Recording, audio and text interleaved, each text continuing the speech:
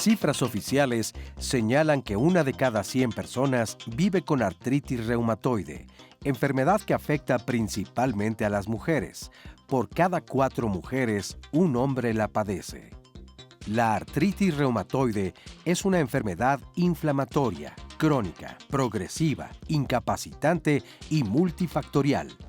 A fin de evitar que los pacientes lleguen a etapas avanzadas e incapacitantes, es importante detectarla a tiempo y conocer sus síntomas.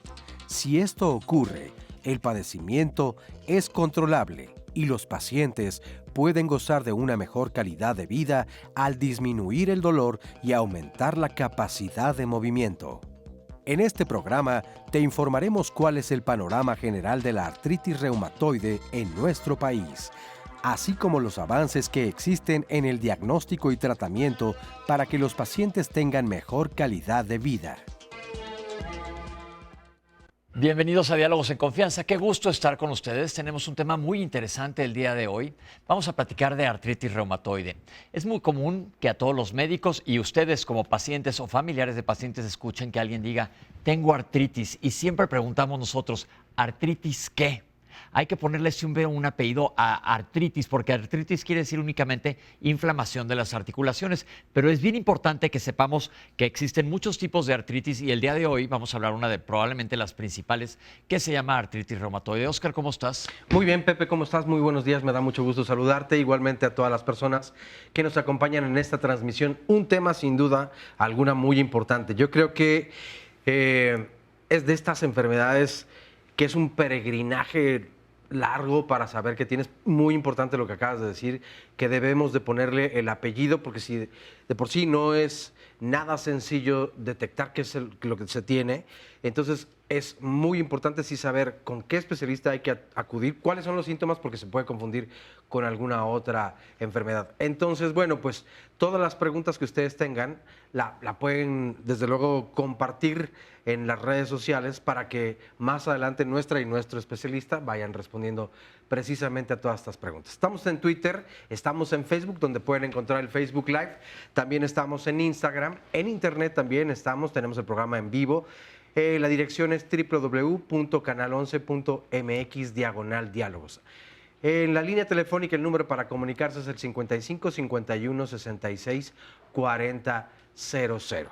Bueno, saludo con mucho gusto a nuestros amigos y compañeros, los intérpretes en la lengua de señas mexicana. Ellos son Luis Mujica y Lía Vadillo, que nos están acompañando el día de hoy. Y desde luego a todas las personas que también nos pueden seguir a través de la señal internacional del 11. Y la bienvenida a nuestro y nuestra especialista. Aquí les voy a presentar ahora mismo. En primer lugar, Adriana Galarza Barrios, bienvenida. Gracias, buenos días. La es licenciada en terapia ocupacional adscrita al Servicio de Medicina Física y Rehabilitación del Hospital Juárez. Gracias por estar aquí. Y el doctor Jorge Alberto Barragán Garfias, gracias. Muchas gracias. Bienvenido. Muchas gracias. El doctor es reumatólogo del Hospital Español, miembro del Colegio Mexicano de Reumatología. Doctores, antes de que entremos de lleno al tema, tenemos un testimonio de una paciente que nos cuenta cómo es vivir con esta enfermedad. Vamos a verlo. Tengo 60 años, tengo artritis reumatoide desde hace 15 años. Tuve la pérdida de mi madre hace 15 años. Posteriormente a su pérdida, a los 15 días, se me desarrolla al grado de que ya no pude moverme. Una mañana despierto, me quiero bajar de la cama y no puedo, no me responde mi cuerpo absolutamente nada. Mi hijo afortunadamente estaba conmigo, le grité, llegó y me dice, pues muévete, no puedo. Me toma y me lleva al hospital, me hacen el diagnóstico de muchos estudios y ahí se dan cuenta que mi factor reumatoide está disparado a casi 2000 del factor reumatoide. El médico me dice que afortunadamente aún vivía, porque con esa cantidad de factor reumatoide cualquiera se hubiera muerto. Me dice que desafortunadamente que voy a estar con esta enfermedad que es autoinmune y que progresivamente me voy a estar deformando de mi cuerpo, pero que con un buen tratamiento pues puedo tener resultados favorables. En la actualidad me siento mejor, controlada y con pues muchas ganas de seguir. Realmente tengo un apoyo, el único y el más importante, que es mi hijo, y el amor a mis nietos, ¿no? Que es algo complementario, porque pues son mi razón también de seguir en la lucha. Mi sueño es siempre estar activa. Actualmente trabajo, me encanta servir, me encanta conocer diario gente, me encanta visitar lugares que yo ni siquiera imaginé que algún día iba a ver. El consejo que yo les doy a la gente con artritis reumatoide es que nunca se dejen vencer, sea cual sea su situación, que todo tiene una solución, que desafortunadamente tenemos dolores muy severos, muy fuertes, problemas muy fuertes, muy severos, pero nunca hay que claudicar. Muchísimas gracias por este testimonio y ahora sí vámonos de lleno al tema. Doctores, la gente habla mucho de reumas. Vamos a hablar en términos coloquiales y vamos a aterrizarlos con los términos científicos. ¿A qué se refiere o definamos cómo se debe de hablar, qué se tiene que decir cuando hablemos de problemas articulares? Pues una reuma es un dolor osteomuscular. Yo creo que es un debate que hemos tenido varios médicos y a final de cuentas siempre que haya un dolor articular, un dolor muscular, el paciente puede referirlo como una reuma, ¿no? Y obviamente de ahí ya partiría de una reuma crónica, etcétera. ¿Okay? Entonces hay que saber que se refieren a un problema osteomuscular. Ahora, yo abrí diciendo que era bien importante que tuvieran nombre y apellido la enfermedad. ¿Por qué? Porque si hablamos de artritis en general, ¿qué pasa? Pues lo que pasa es que se puede malinterpretar, ¿no? O sea, es verdad que artritis significa inflamación de una articulación. Y de ahí pueden venir varios términos e inclusive los tratamientos, ¿no? O sea, no es lo mismo una osteoartritis, que a final de cuentas es un tipo de artritis, pero es un desgaste articular, a una artritis reumatoide, que es un problema totalmente autoinmune, ¿no? Entonces, esto puede abrir el campo a dar tratamientos que la realidad es que no se necesitan, porque se hace un mal diagnóstico del apellido de la artritis. Esto lo podemos hacer más fácil que nos entienda la gente que nos está viendo, por como decir, tengo cefalea o dolor de cabeza. Bueno, tengo un dolor de cabeza, sí. Pero ¿de dónde viene? Puede ser por tensión, puede ser un problema vascular, puede ser una migraña, puede ser por algo de la vista. Hay que tener un nombre y apellido para dar un diagnóstico específico. ¿Qué promedio de tiempo pasan las personas en que empiezan con sintomatología y llegan al diagnóstico? Pues es complicado.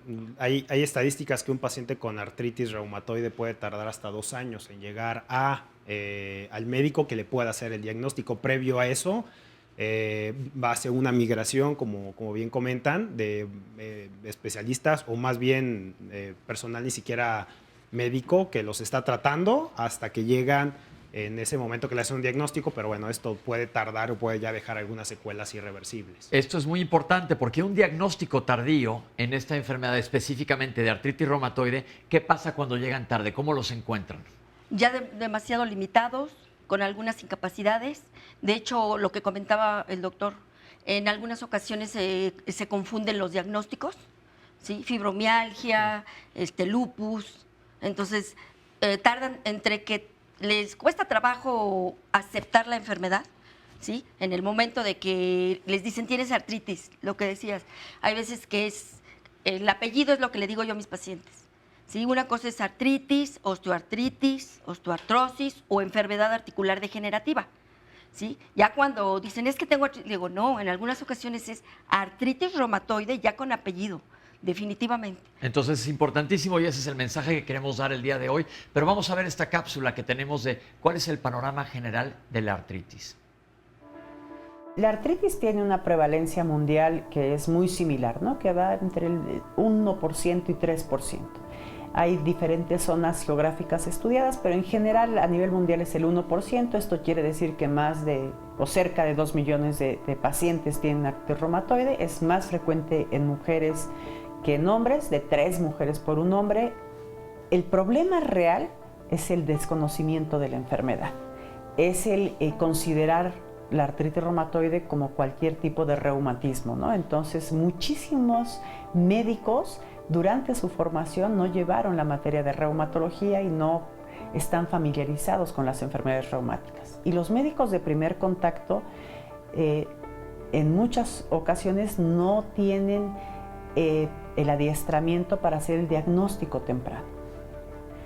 De tal modo que el retraso en el tratamiento y en el diagnóstico es lo que deteriora mucho la calidad de vida de los pacientes. Los pacientes acuden con un reumatólogo después de 3 a 6 años del primer síntoma que tuvieron con artritis reumatoide. Esto no sucede en todos los niveles. Si un paciente tiene un familiar con artritis reumatoide, pues seguramente a la primera molestia va a asociar esto a este diagnóstico y acudirá más temprano.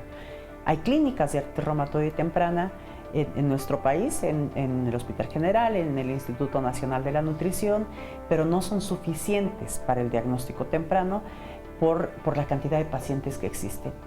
El retraso en el diagnóstico trae para los pacientes un incremento de la sintomatología. Si un paciente no recibe un tratamiento temprano, el paciente tiene muchas más complicaciones cuando llega con nosotros. Y cuando llega con los reumatólogos, pues muchas veces el paciente ya sabe el diagnóstico, ¿no? Ya acudió con otras gentes, pero también el paciente recurrió a terapias no establecidas que evidentemente ofrecen fitomedicamentos o ofrecen tratamientos que no son efectivos para la artritis reumatoide y que no están aprobados por ni avalados por ninguno de los institutos de salud ni por ninguna guía de tratamiento. Y esto hace que el paciente albergue la esperanza de que va a mejorar con eso, o con piquetes de abeja, o con terapia alternativa de células madre, o con cualquier otra cosa. Si nosotros tenemos un paciente con un diagnóstico oportuno, su calidad de vida es completamente diferente a un paciente que tiene un retraso en el diagnóstico de 2, 3 o 6 años o más. ¿Por qué? Por las secuelas. Nosotros con las secuelas no podemos hacer nada. Siempre por el paciente podemos hacer algo. Siempre podemos, en el momento del diagnóstico, dar un tratamiento efectivo y aprobado, ¿sí? Y probar con qué responde mejor. Pero si un paciente no tiene secuelas y si un paciente tiene secuelas, pues la calidad de vida es completamente diferente. Una de las cosas que más repetimos los lunes aquí en Diálogos en Confianza es, mientras más temprano te diagnostiques, vas a llegar mucho más fácil a un diagnóstico, es decir, tengas un diagnóstico temprano, tu evolución de la enfermedad va a ser mucho más benevolente que los que llegan tardíamente. Claro. ¿Cuál es la prevalencia de esta enfermedad en nuestro país? Pues bueno, a nivel mundial será como 0.5 a 1 por cada 100 personas, ¿no?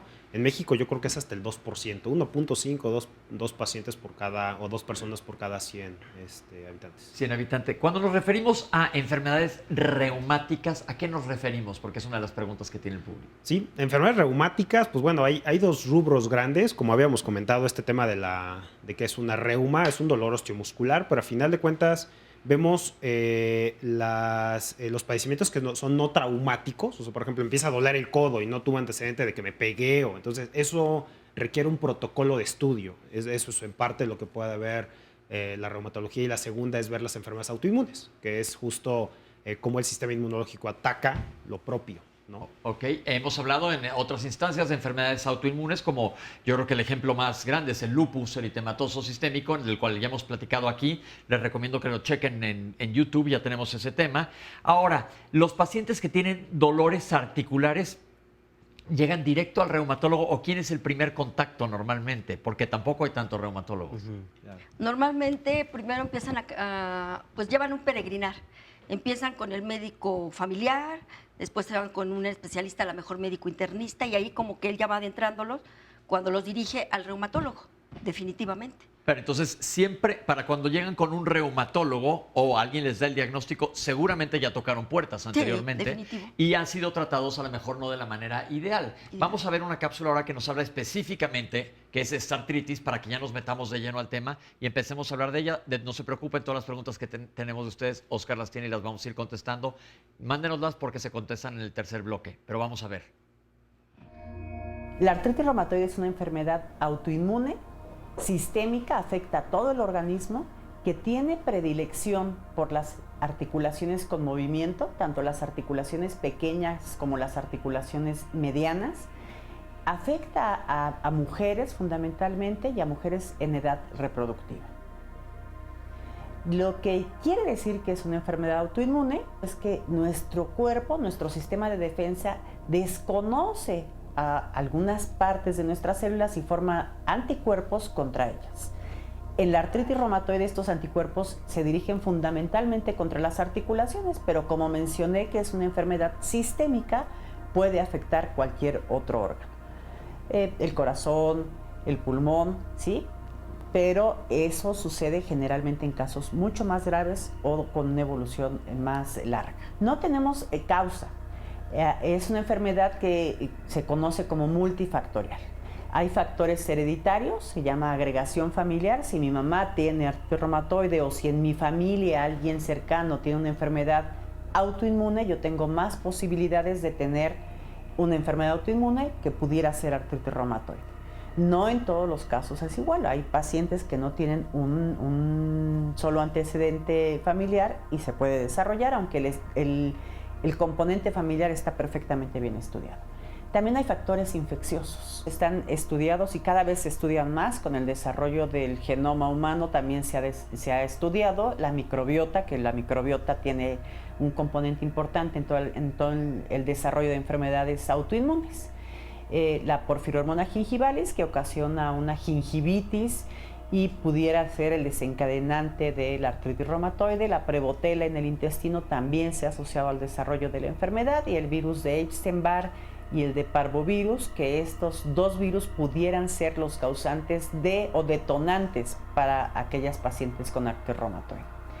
Y el otro factor es el hormonal, porque es mucho más frecuente en mujeres en edad reproductiva, entre los 30 y los 50 años, aunque también hay gente después de los 16 años que desarrolla la enfermedad, y también existen adultos mayores con una enfermedad tan grave como en etapas tempranas, y también se ha estudiado como, por ejemplo, después del embarazo o después de un aborto, como pudiera ser también el pivote que desencadena artritis reumatoide. Entonces, los estrógenos también tienen un papel importante. Y otro papel importante es el tabaquismo. El tabaquismo hace que se formen un mayor número de anticuerpos que son de mal pronóstico para el desarrollo de artritis reumatoide. Entonces, todo esto en conjunto, toda esta asociación, los factores genéticos más los ambientales, pueden ser más los hormonales, pueden ser los desencadenantes de la enfermedad.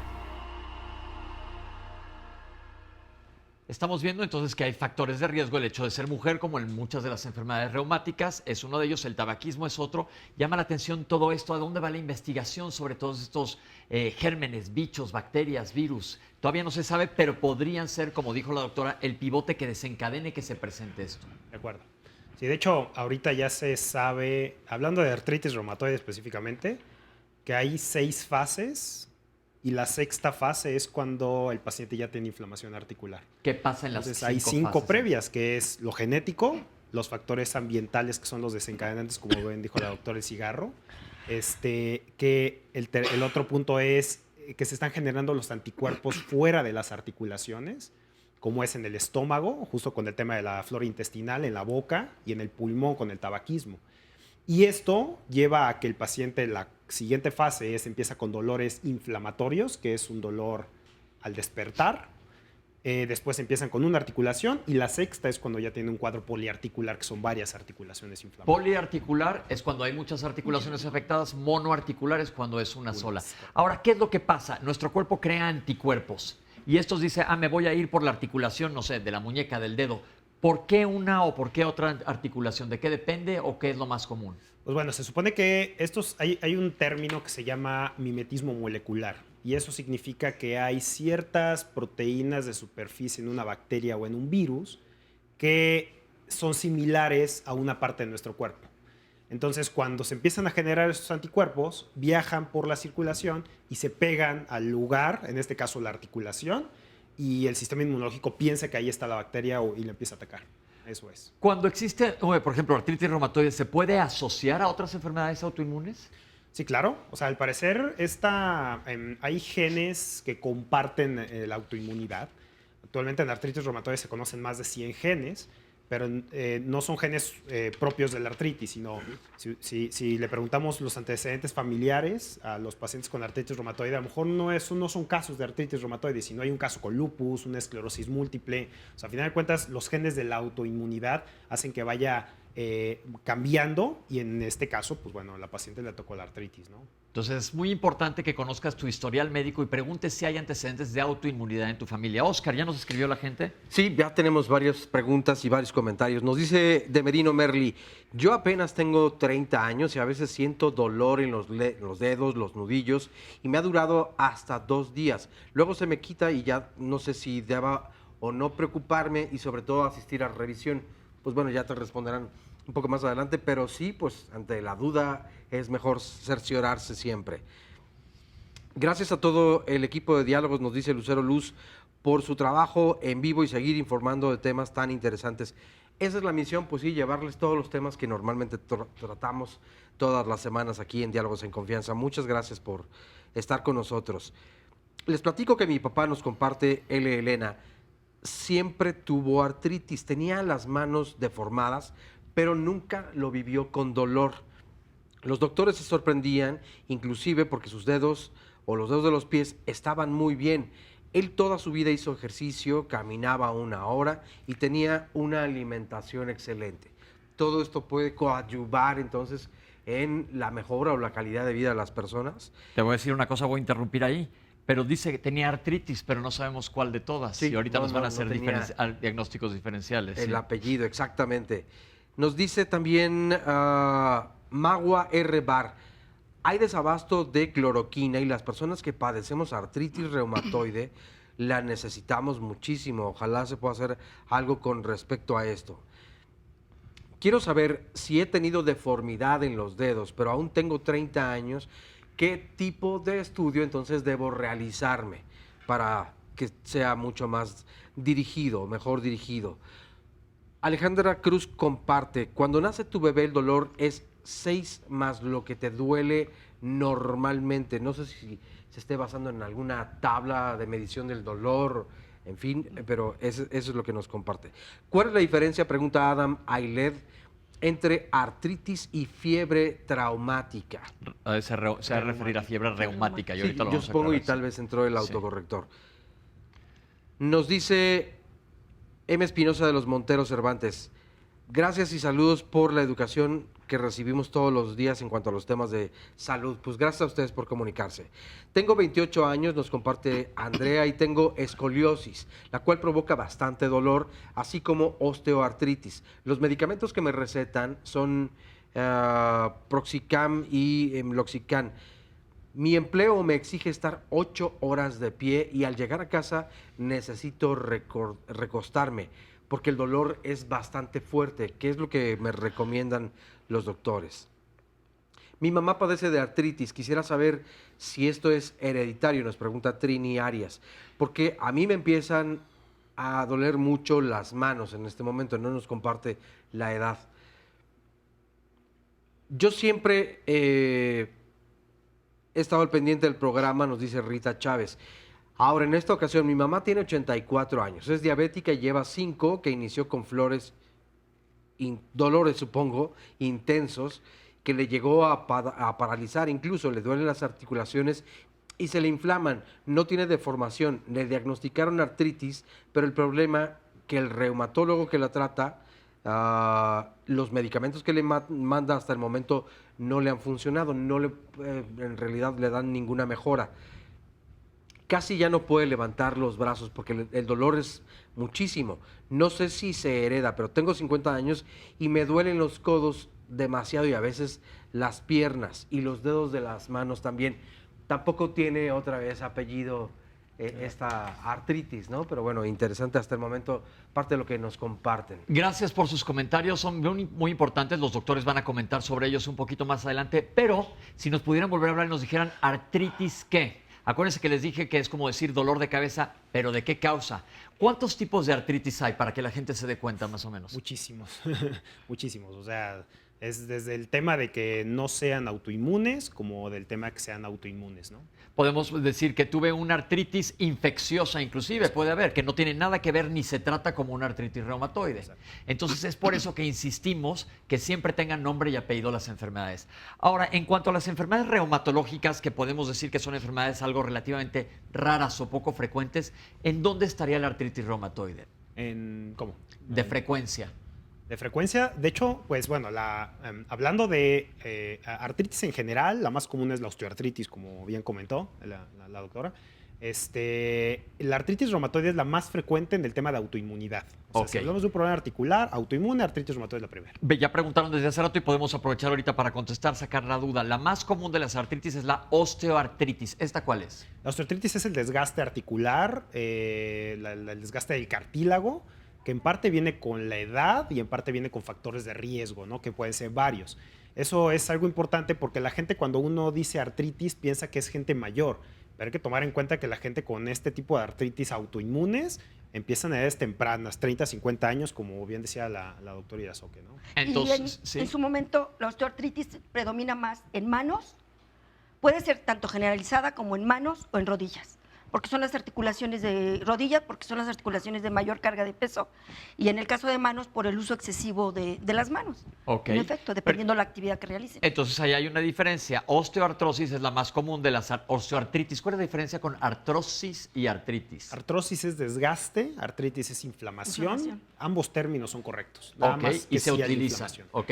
Pero entonces, la osteoartritis es la más común de todas las artritis y es un desgaste que podríamos decir que es el más frecuente de todos, que muchas veces viene con la edad por el uso normal de las articulaciones, es decir, se desgastan. Pero ojo, ese no es la artritis reumatoide. La artritis reumatoide, como se comentó, se puede presentar en gente joven. ¿Desde qué tan joven? Pues bueno, hay un término que se llama artritis idiopática juvenil, que es antes de los 16 años de edad. La gente puede empezar, digo, hay varios tipos, pero hay niños que empiezan con inflamación articular, eso se llama una artritis idiopática juvenil. ¿Y de la reumatoide? De la reumatoide es a partir de los 16 años. A partir de los 16 años, entonces gente todavía bastante joven en la que se puede llegar a presentar artritis, y esto es bien importante que lo tengamos en mente. Ahorita vamos a regresar para platicar un poco de la sintomatología, qué es lo que sienten los pacientes, para que ustedes, si conocen a alguien con estas características, se acerquen a ver al médico para que les dé un diagnóstico específico. Y como acabamos de ver durante este bloque, existen muchísimos tratamientos diferentes dependiendo de la etiología o causa de la artritis. Por eso, nombre y apellido siempre, para que sepamos exactamente qué es lo que tiene, se le dé un diagnóstico adecuado y un tratamiento adecuado. Vamos a hacer un corte y regresamos con ustedes aquí a Diálogos en Confianza.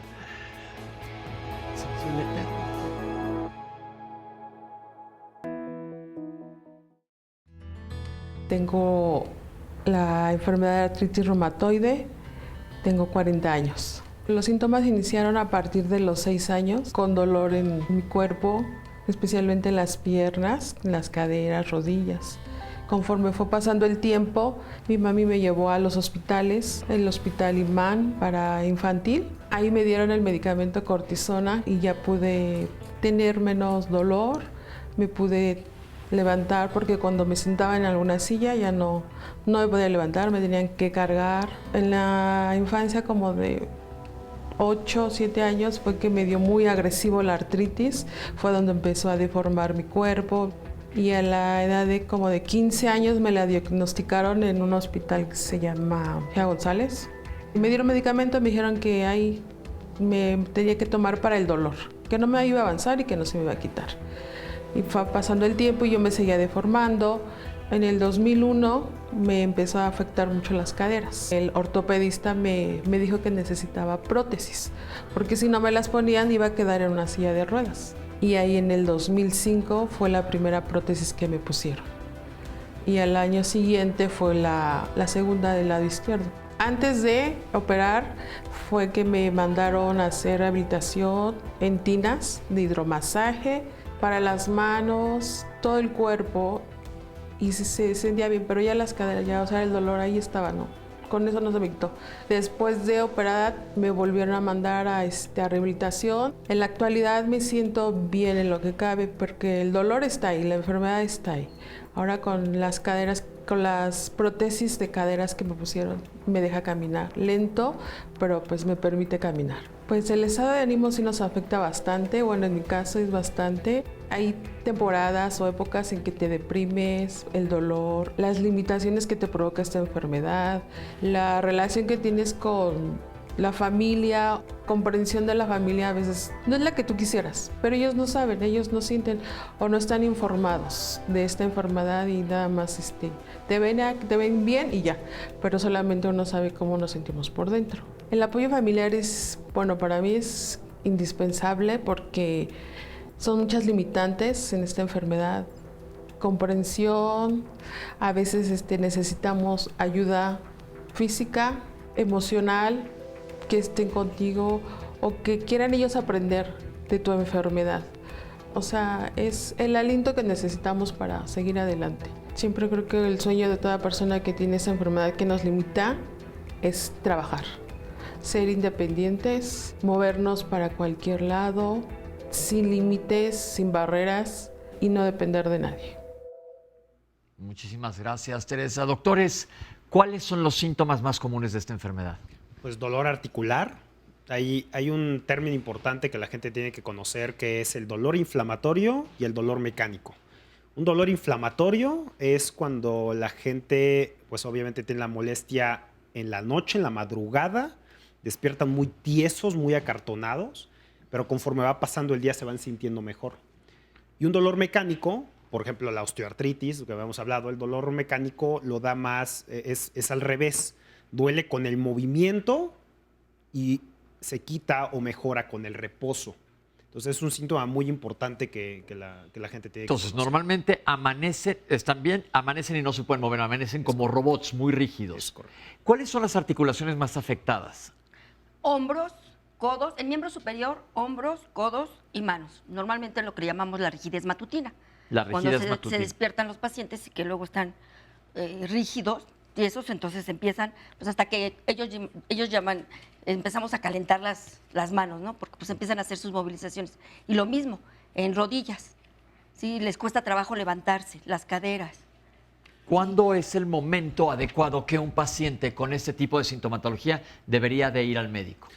Pues desde que empieza con los síntomas, ¿no? Porque justo comentaban todos ustedes que entre más temprano esto se pueda diagnosticar, se le pueda poner el apellido a la artritis, se puede dar un tratamiento muy rápido, ¿no? Anteriormente el término de una artritis crónica se hablaba de más de 3 meses. Hablando de artritis reumatoide, ahorita es menos de 6 semanas y el tema es esto, que podamos dar un tratamiento para que casos como los que ahorita estamos viendo no los veamos. O sea, lo ideal es ver gente en la calle y que nadie se imagine que tiene artritis reumatoide. Eso es lo que se puede dar gracias a un tratamiento oportuno. Oye, yo quería agregar, porque me pareció interesante del testimonio de Tere que veíamos y le agradecemos muchísimo por compartirlo, esta otra parte donde lo emocional también, sin duda alguna, es vital. El apoyo de las redes sociales, me refiero a la familia, a las amistades, en fin.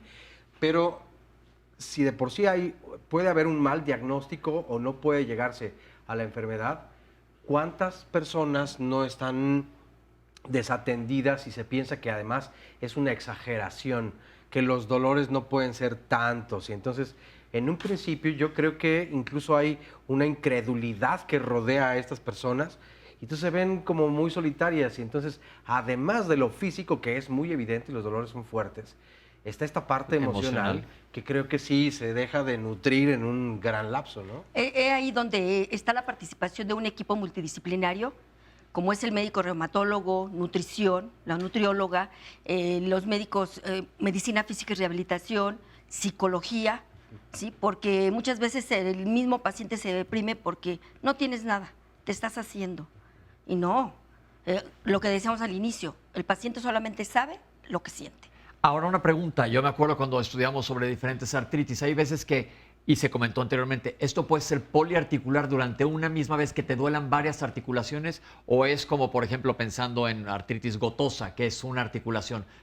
¿Puede haber muchas o puede haber una involucrada nada más aquí? Sí, de hecho, el protocolo de estudio de un paciente con artritis va a depender de qué grupo articular tiene comprometido. Por ejemplo, si a mí me llega un paciente con una rodilla inflamada no traumática, pues obviamente eso... No sí. traumática es que no se pegó. Exacto, que no tuvo un golpe previo. Entonces hay que puncionar porque puede ser gota, puede ser una cosa que se llama artritis reactiva, Y si empieza con articulaciones pequeñas, como puede ser manos o pies, entonces sí podemos pasar en artritis reumatoide, artritis psoriásica, o sea, entonces de eso dependerá. El protocolo va a empezar dependiendo qué grupo articular está comprometido. Ok, entonces en este eso puede ser muchas articulaciones a la vez y empieza, ya nos comentó la doctora, hay muchas veces rodillas, caderas o articulaciones menores de las manos también es común. Es correcto. Ahora vamos a ver una cápsula que nos dice cómo vamos a diagnosticar esta enfermedad. El perfil reumatoide es la desgracia de los reumatólogos porque como todos los laboratorios lo tienen contemplado como perfil reumatoide, pues se engloba exámenes de laboratorio de varias enfermedades que no necesariamente hablan específicamente de la artritis reumatoide.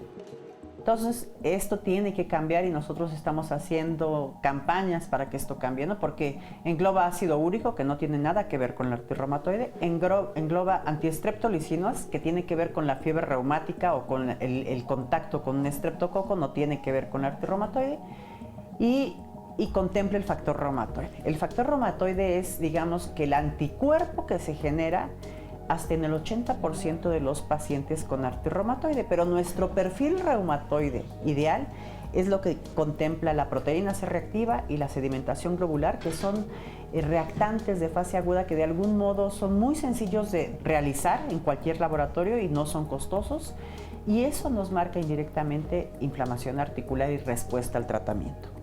Y con respecto a los anticuerpos que medimos, nosotros medimos fundamentalmente dos, el factor reumatoide y los anticuerpos contra péptido cíclico citrullinado.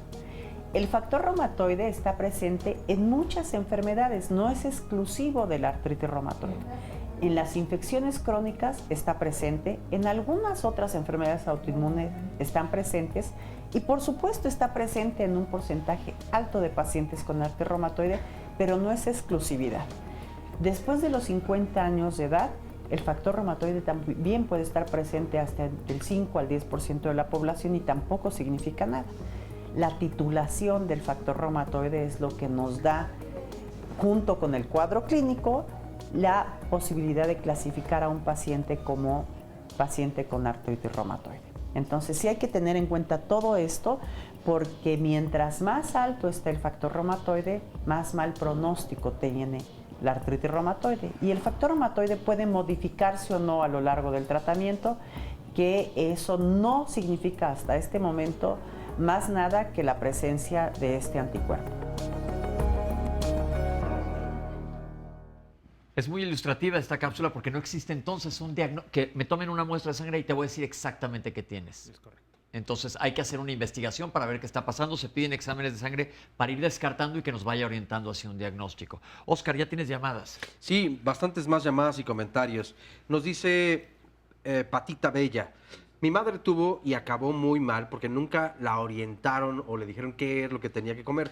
Los medicamentos la dañaron o dañaron su organismo y yo con osteoartritis y fitomedicamentos en Artis Center estoy muy bien controlada en este momento. ¿Quién es más propenso a padecer esta enfermedad? Bueno, ya se dijo que las mujeres tienen mayor propensión. Nos preguntaba Diana Carrera. Coco Albores nos dice, lupus y artritis reumatoide, ¿qué tan ligadas están estas enfermedades? ¿Qué tanto recomiendan los tratamientos alternativos y como cuáles pueden ser los adecuados? Nos dice Coco Albores. Lupita Osorio nos dice, ¿y estos síntomas, por ejemplo, podrían confundirse con el túnel del carpo? Yo en México fui diagnosticada con artritis reumatoide, nos comparte Ángeles Valvaneda, y espondilitis anquilosante. Tuve años después me vengo a vivir a California y me pongo en manos de unos doctores. Aquí me dice una doctora que no tengo artritis, pero que tengo todos los síntomas. Me hicieron rayos X de cadera y dice que tengo degeneración por la artritis. La doctora insiste que no es artritis. Lo curioso es que dice que no tengo, pero me da tratamiento precisamente para la artritis. ¿De qué podría tratarse cuando los médicos o las médicas no se ponen de acuerdo? Había una pregunta interesante de una mujer que nos decía, mi mamá comienza a tener todos los síntomas, comienza a tener dolor en las articulaciones, en los hombros, en los codos, en las manos, Dice, pero en este momento, con el coronavirus, ¿qué es lo que podemos hacer? Dice, porque le da miedo asistir al hospital, entonces, ¿qué es lo más recomendable? Y alguien más preguntaba, bueno, y en estos tiempos, ¿cómo puede afectar el COVID-19 con la artritis reumatoide? Mis manos se entumecen, nos comparte Gioconda Delgadillo. Y del lado izquierdo, esporádicamente se me entumecen también con un dolor más agudo y en el pecho. Me diagnosticaron de previo una posible hernia discal en la cervical entre la tercera y la cuarta vértebra que me está comprimiendo y en la lumbar de la sexta y la séptima vértebra. ¿Puede esto provocarme estos dolores? ¿Qué pasa si determino o no operarme? ¿Qué tan recomendable es? Mi esposo tiene artritis reumatoide, nos comparte Chío Martínez, desde hace más de 15 años. Hasta ahora tiene crisis más continuas y para esto toma Desflacort. Mi pregunta es si la artritis afecta a los pulmones, aparte entonces de las articulaciones.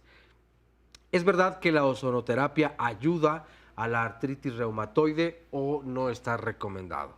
Tengo artritis reumatoide, nos dice Adriana Aranzolo, 13 años con dolor de articulaciones. Actualmente estoy en remisión. Ahora con el COVID-19 tenemos algún riesgo. Esta otra pregunta que ya había mencionado. Se debería también estudiar la parte psicológica, dice Maite Rodríguez. Es muy importante para el desarrollo de la enfermedad y también para enfrentar la enfermedad, justamente lo que decíamos hace un momento. Bueno, y estas son parte de las preguntas. Bueno, tenemos también en llamadas telefónicas, déjenme leer una rápido, o cuando menos un par, si es que la tableta me lo permite, porque luego se atora un poquito, se atora un poco. Si no, bueno, más adelante también les comparto. Pero mientras comentemos, entonces nos han mandado muchas preguntas, pero básicamente entonces lo importante es ir al doctor. Ahorita hay miedo, dicen, no puedo ir al doctor. Sí se puede ir al doctor, si están ahorita pueden ir a un consultorio a que les den un diagnóstico, tomando todas las precauciones que se han estado dando. Pero los pacientes con enfermedades reumatológicas y el COVID-19, ¿hay algún riesgo? Que la gente ya preguntó un par de preguntas. Sí, bueno, pues el riesgo es que el paciente está inmunosuprimido, o sea, no solo por el tratamiento, sino por la enfermedad per se. La enfermedad además te inmunosuprime, es decir, te hace que seas susceptible a infecciones. Es correcto, sí. Y eso sí, pues a lo que lleva es que se pueda reactivar la enfermedad o que puedan tener más riesgo de complicarse. O sea, hablando de los síntomas del COVID. Del COVID. ¿Qué le recomendamos a la gente que ahorita tiene esta sintomatología y dice no quiero ir al hospital? ¿Podrían ir a un consultorio y qué medidas tomar? Sí, o sea, las medidas de como esto de sana distancia, de la distancia, del uso de lavado de manos. Seguramente cada consultorio debe de tener sus adaptaciones para poder disminuir el riesgo posible y pues algunos médicos también lo que están haciendo es el tema de las videollamadas, ¿no? Para también el paciente se pueda quedar en casa y disminuya el riesgo de contagio. Perfecto, esto es importante para tener a la gente tranquila porque pues nosotros hemos dicho, siguen las demás enfermedades y nada más hay que estar en contacto con los pacientes. Ahora, al paciente se le toma sangre, se le hace una revisión física para llegar a un diagnóstico. ¿Se recargan en algún otro estudio? Bueno, pues lo más importante es que el paciente pueda acudir a un reumatólogo para que se pueda ser valorado, ¿no? Los estudios deben de ser muy encaminados a lo que el reumatólogo pueda pensar que el paciente pueda tener, ¿no? Porque es, como se había dicho, hay estudios como muy generales, como es un perfil reumático, que la realidad es que no sirve de gran cosa. Pero si el paciente ya estamos muy encaminado que se pueda hacer artritis reumatoide, pues algo que nos ayuda mucho para poder diferenciar entre que sea inflamatorio o mecánico, como les había dicho hace rato, es pedir reactantes de inflamación, ¿no? Tanto ¿Qué quiere decir eso? La proteína C reactiva y la velocidad de sedimentación globular son reactantes que se elevan en un proceso inflamatorio en el cuerpo, ¿no? No tiene que ser específicamente la artritis reumatoide. No. O sea, eso nos habla, puede ser una infección, o sea, pero a final de cuentas, si está elevado, y se descartan otras causas de inflamación en el cuerpo, eso puede encaminar a que sí pueda ser una artritis reumatoide, ¿no? Entonces ya cuando tienen los marcadores de inflamación, ahora sí se piden una serie de anticuerpos, como puede ser el factor reumatoide u otro que es más específico que se llama antipeptidos citrulinados. Ok, entonces van escalando para no pedir todo de trancazo y no hacer gastar a la gente cuando no es necesario. Y hay una cápsula que nos habla del ultrasonido Doppler, vamos a verla. El ultrasonido Doppler vino a mejorar nuestro diagnóstico, sobre todo el diagnóstico temprano, porque el ultrasonido puede detectar inflamación de las articulaciones aunque el paciente no refiera dolor, ¿no? Entonces, en los casos de artritis reumatoide temprana, por ejemplo, cuando nosotros realizamos un ultrasonido Doppler, nos da una imagen de inflamación, a veces que no ocasiona dolor todavía en los pacientes, pero en aquellos que tenemos dudas si hay inflamación en el resto de las articulaciones, esto nos puede decir si existe inflamación o no. Entonces, para el diagnóstico oportuno, para el diagnóstico temprano, ha sido maravilloso. Pero también para todo el seguimiento de los pacientes que tienen inflamación persistente en una articulación que a veces no se percibe clínicamente, esto nos puede orientar o nos puede orientar para la infiltración de alguna articulación que tiene un desgarro en un tendón o una inflamación en un tendón, nos puede guiar para esto, ¿no? Y que además es mucho más fácil hacer que realizar una resonancia, una tomografía, que son mucho más costosas. El diagnóstico se hace fundamentalmente con clínica y nos auxiliamos con los exámenes de laboratorio, y los cambios radiológicos ocurren después de ciertos meses de evolución. El ultrasonido para el diagnóstico nos sirve fundamentalmente para el diagnóstico temprano, donde a veces en los rayos X todavía no hay cambios. Entonces es una herramienta más para el diagnóstico, no es la única. Pero para todos los pacientes con artritis reumatoide muy temprana, en fases muy tempranas, nos puede decir si hay inflamación o no, antes de que los reactantes de fase aguda se eleven. Yo creo que el ultrasonido Doppler debería de estar cada vez más accesible como un recurso, y también debería de haber más médicos radiólogos entrenados para este diagnóstico, ¿no? Porque nos los hemos robado los reumatólogos y nosotros lo hacemos, o la gente nos entrenamos para realizar esto, y no en todos los lugares.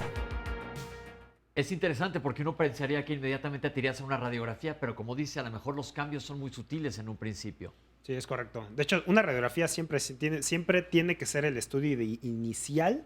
Sin embargo, como les había comentado, la artritis reumatoide, conforme vamos haciendo diagnósticos más tempranos, obviamente una radiografía no vamos a encontrar cambios, no nos va a ayudar algo que empuje más sobre ese diagnóstico. Entonces, hay dos estudios que pueden ayudar. Uno es el ultrasonido, que puede mostrar, por ejemplo, una erosión, un problema de la misma artritis hasta 2 años antes que una radiografía, o la resonancia magnética, ¿no? Aparte, el ultrasonido nos puede mostrar si la articulación todavía está activa, o sea, todavía está inflamada o ya no. Entonces, nos puede ayudar también para ver qué respuesta estamos teniendo en el tratamiento. ¿Desde qué momento se le solicita a la gente que haga ejercicio, se mueva o vaya a terapia? Desde el momento inicial, siempre se pide que no dejemos de movernos, porque eso es lo primero que el paciente hace. Empieza con el dolor, con la limitación, bueno, secundario es la limitación, me empieza a doler, se protegen la articulación, ejemplo, el codo, y cuando nos damos cuenta ya el paciente ya no puede extender el codo. ¿Por qué? Porque la misma inflamación y el dolor ya no se los permitió. Entonces no es solo que la enfermedad lastime, sino la inmovilidad hace que empeore la situación. Esto es importante porque la gente diría, por protegerme no me muevo. No. Entonces es un factor agravante. Exactamente. De hecho, en el área de medicina física y rehabilitación es lo primero que hacemos con los pacientes, trabajar el movimiento, la actividad física. ¿Sí? Aparte nos ayudamos con medios físicos, como es el calor, el agua. Es algo muy importante la hidroterapia. Trabajar con los pacientes, se les recomienda mucho a los pacientes el uso de la natación, porque eso les ayuda mucho, ahí se mueven todas las articulaciones, entonces, para evitar llegar a una postración. ¿Qué tan común es que un paciente no quiera hacer nada de terapia por miedo o por dolor? Es muy frecuente. El paciente se protege mucho y no lo quiere hacer, por eso cuando llegan con nosotros ya llegan con mucha deformidad. ¿Sí? Entonces, mientras más temprano se inicie la rehabilitación. Ahora hablemos de tratamientos, porque hemos dicho que hay muchos tipos de artritis y por ende existen muchos tipos de tratamiento. No te vayan a dar un tratamiento que no sea para la artritis que tenga tal apellido. Exacto. Bueno, ahí complementando un poco también lo que decía la doctora, hay que tomar en cuenta que la artritis reumatoide es una enfermedad catabólica. O sea, eso quiere decir que consume músculo. O sea, un paciente, entre más tiempo se mantiene activa la enfermedad, más consume músculo, y eso lleva a un término que se llama sarcopenia, que es la pérdida muscular progresiva, ¿no? Entonces el paciente, obviamente, entre más pérdida muscular tiene, es más difícil su rehabilitación, tiene más riesgo de caídas y otras complicaciones, y por eso es muy importante lo que decía la doctora. Ahora, sí es muy importante que controlemos primero el dolor, que esa es como la primera parte de tratamiento. Hay que quitarle el dolor al paciente, que regrese rápido a hacer su vida normal. Y entonces viene una segunda fase, que es darle medicamentos que puedan frenar la enfermedad, o sea, que eviten que progrese.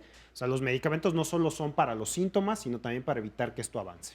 Entonces, se dan, no decimos nombres comerciales aquí, pero se utilizan analgésicos y antiinflamatorios inicialmente. Exacto, al mismo tiempo. O sea, hay que empezar los medicamentos para el dolor y la inflamación y los medicamentos para frenar la enfermedad. Porque pues quitamos los síntomas, pero estos medicamentos no van a ser para toda la vida. O sea, son medicamentos que nos van a ayudar en lo que empieza a hacer efecto, los que van a frenar la enfermedad. ¿Qué hay del uso de tratamientos derivados de la cortisona de esteroides? Porque sabemos, mucha gente dice que es peligrosísimo, no cuando están vigilados por un médico. Es correcto. La cortisona es muy buena opción cuando se sabe usar adecuadamente. Y eso es en 3 cosas. Con cortisonas que duran poco en el cuerpo de preferencia, que por tiempos cortos y a dosis bajas. Eso a lo que nos va a llevar es que sean medicamentos seguros, ¿no?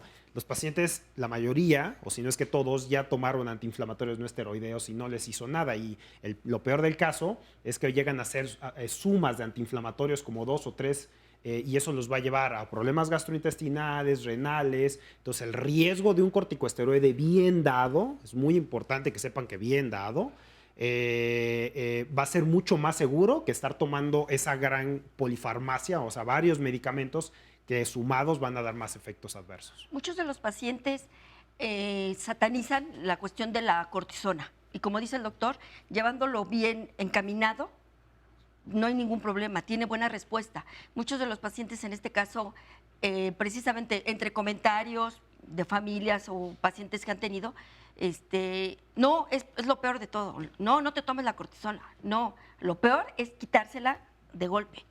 Esa es otra cosa bien importante hablar de cuando estamos hablando de este tipo de medicamentos. Los esteroides, con la cortisona y sus derivados, ya nos dijo el doctor, hay diferentes tipos.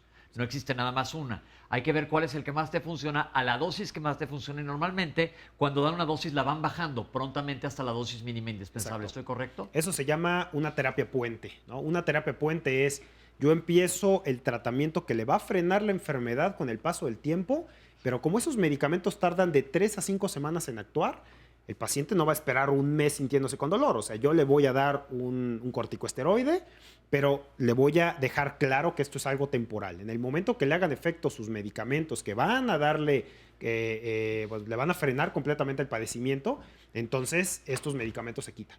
Ok, ahora sí, se va a bajar la dosis de esteroide y se van a dar unos medicamentos. ¿Qué hacen estos que se tardan en actuar? Estos medicamentos lo que hacen es evitar que las defensas sigan atacando las articulaciones. Entonces, ¿son inmunomoduladores? Son inmunomoduladores e inmunosupresores, ¿no? Okay. O sea, hay los dos grupos, ¿no? Entonces, dependiendo cada paciente, es el mejor medicamento para él. Entonces, no existe un tratamiento como una receta de cocina para todos los pacientes con artritis reumatoide. Primero que nada, ya dijimos, el peregrinar es, ¿tienes artritis? Sí, es artritis. ¿Cómo se apellida? Se apellida artritis reumatoide. ¿Qué tan severo está tu cuadro? Dependiendo de la severidad, vas a iniciar con el tratamiento de fisioterapia y vas a iniciar con medicamentos que te la paguen ahorita y que a largo plazo te van a dar otros para que la tengan detenida y que no esté progresando, porque el peligro es que esté progresando la enfermedad. Es correcto. ¿Estos medicamentos son tolerables fácilmente?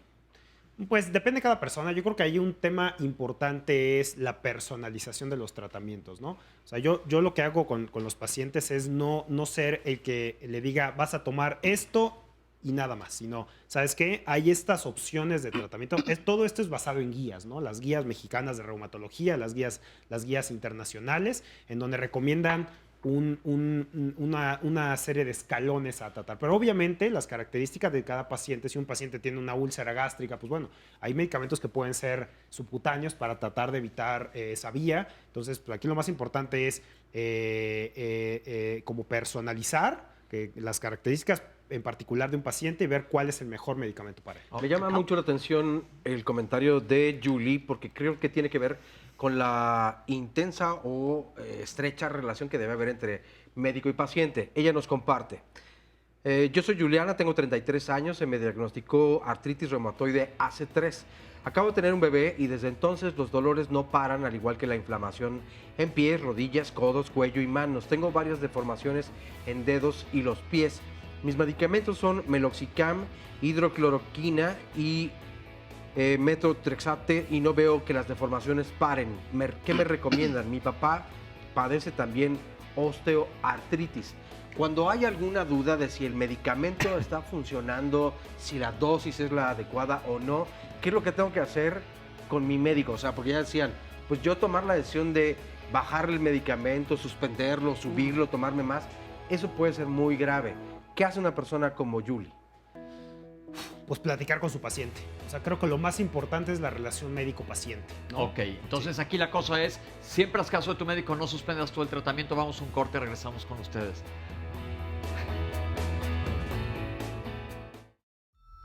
La principal complicación es la limitación funcional. Si la artritis reumatoide no es manejada adecuadamente, el paciente progresa y la progresión significa casi siempre destrucción articular. De tal modo es que las articulaciones se ven afectadas con grandes cambios y grandes deformaciones que limitan la función de la articulación. Entonces no hay manera de hacer fuerza de prensión, a veces de caminar adecuadamente, se afectan también las caderas, entonces los pacientes tienen limitaciones para la movilidad y para la función diaria.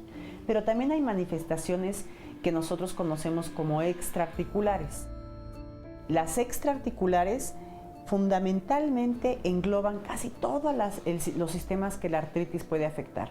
Dentro de las más frecuentes está el síndrome de Sjögren, y el síndrome de Sjögren se compone de sequedad ocular, sequedad bucal, nasal y sequedad de todas las mucosas. Esto sería un síndrome de Sjögren secundario, porque también hay primario. También hay alteraciones como nódulos reumatoides, que es la manifestación extraarticular más frecuente y se da en pacientes con títulos muy altos de factor reumatoide y con mucho tiempo de evolución de la enfermedad. Las manifestaciones oculares, que son muy frecuentes desde el ojo seco hasta las escleritis y las perforaciones oculares. Hay manifestaciones hematológicas como anemia crónica, hay manifestaciones pulmonares, y las manifestaciones pulmonares son manifestaciones muy graves de la artritis reumatoide que requieren un tratamiento mucho más intensivo. Dan fibrosis pulmonar, pero también puede haber nódulos pulmonares. Dentro de las manifestaciones cardíacas podemos tener nódulos reumatoides también y derrame pericárdico, que el derrame pericárdico difícilmente es sintomático, pero lo que quiero mencionar que con más énfasis es el riesgo cardiovascular. Una enfermedad inflamatoria incrementa el riesgo cardiovascular a infartos, a bloqueos y a hipertensión y a otras complicaciones que pudieran dar derrames neurológicos o accidentes vasculares cerebrales de manera importante. Las manifestaciones neurológicas pueden suceder en dos situaciones. Cuando el paciente tiene mucha inflamación y hay compresión de nervios periféricos, y cuando el paciente tiene mucha cronicidad y también da manifestaciones por compresión de la columna cervical o lumbar, de algunas terminaciones nerviosas, y da mononeuropatía o polineuropatía, que también incrementa el grado de discapacidad y de limitación funcional de los pacientes. En etapas más tardías y en casos más severos, la artritis reumatoide puede afectar a los vasos, a los vasos, y puede dar algo que conocemos como vasculitis reumatoidea, dando necrosis y también gran afección de los pacientes, con complicaciones como infecciones o como amputaciones en muchos casos. También la enfermedad, como enfermedad inflamatoria, se asocia a osteoporosis, no solamente por el tratamiento, sino por la misma enfermedad inflamatoria. Y hay otras manifestaciones que afortunadamente son muy raras, pero que te pueden suceder tanto a nivel renal como a otros niveles, que también limitan la sobrevida de los pacientes e incrementan las comorbilidades. Como estamos viendo, las complicaciones son severas, son cosas muy, muy graves. ¿Se pueden llegar a limitar o a evitar estas complicaciones? Sí, por supuesto. O sea, con un tratamiento temprano, los pacientes, o sea, todas estas manifestaciones fuera de las articulaciones, hay ciertos datos que nos pueden decir que ese paciente tiene más riesgo de hacerlas, como son los anticuerpos elevados, edades tempranas de inicio, que empiezan con cuadros muy aparatosos desde un inicio. Pero obviamente, si el paciente desde etapas muy tempranas es como una fogata, puedes evitar que se haga un incendio forestal si lo tratas muy rápido, entonces no tiene por qué llegar a esos niveles. Ahí donde debemos de trabajar, lo que dije al inicio, en equipo multidisciplinario, trabajar a la par con el médico reumatólogo. Donde empieza la participación de rehabilitación para darle una mejor calidad de vida al paciente y evitar la discapacidad. Ya nos comentó sobre natación. ¿Qué más les hacen en rehabilitación física? Pues nuestros objetivos primordiales es mejorar, disminuir el dolor, mejorar arcos de movilidad, alineación de segmentos, mejorar masa muscular, ayudar a que el paciente tenga una mejor calidad de vida y evitar, ¿cómo le puedo decir? Mayor deformación. Mayor y que no se deformidades. complique. Ahora una pregunta. Si un paciente está fuera de una crisis aguda de artritis reumatoide, ¿puede llevar su vida prácticamente normal? Claro. Sí. Okay. Definitivo. De hecho, perdón, no. en algunas etapas, nosotros nos llegan los pacientes en etapa aguda y en etapa crónica. ¿Sí? Es ahí dependiendo lo que vamos a la participación de nosotros, pero en el caso de los pacientes con etapa crónica, que es cuando ya llegan con las deformidades, nosotros nos encargamos de hacerles adaptaciones funcionales para mejorar su calidad de vida, para evitar que lleguen a la dependencia total, ¿sí?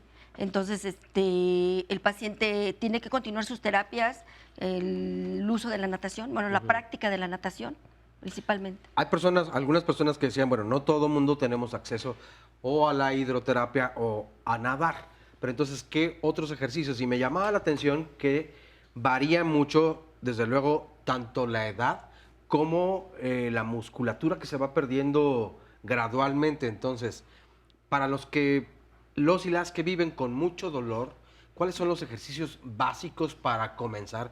Y una vez que se va fortaleciendo, entonces, ¿cómo podemos incrementar también la complejidad de los mismos? En este caso, el uso de las articulaciones, nosotros trabajar lo que son arcos de movilidad, los movimientos de flexión, extensión de miembro superior, el abrir y cerrar los brazos, es con lo que ellos pueden iniciar, porque muchas veces el dolor es su limitante, ¿sí? Yo le puedo decir, pues tienes que hacerlo en casa y a lo mejor el paciente amanece todo entumido, todo rígido y no lo quiere hacer, que es lo primero que hace, no hacerlo. Y sobre todo cuando son etapas o temporadas donde ellos les limita más, que es en el caso de las lluvias o en temporada de frío. No quieren moverse, entonces el paciente, pues ahí aumenta más su problemática, ¿sí? Su rigidez. Perfecto. ¿Sí? En cuanto a efectos colaterales de los tratamientos, porque esa es otra, ya comentó la doctora, que les da mucho miedo tomar algún medicamento u otro por efecto colateral, ¿qué tanto se presentan y qué es peor? Ahora sí que aquí lo importante es que mejore la enfermedad.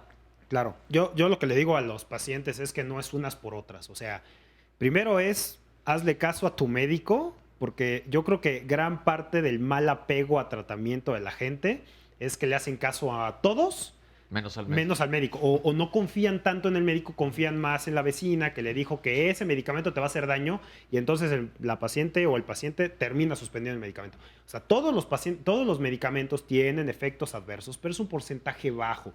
Ahora, no es unas por otras. Si el paciente se siente bien, pero tiene efectos adversos, yo soy de la idea de que hay que cambiarlo. Y hay otras opciones. Y hay otras opciones. O sea, siempre va a haber una opción que tenga que ser eficaz y segura para el paciente. Ok, vamos a empezarle a contestar los pacientes preguntas que nos han mandado. Ya nos contestaron cuál es la diferencia entre artritis y artrosis. ¿Sí podrían volver a diferenciar con la osteoartritis degenerativa? Ok.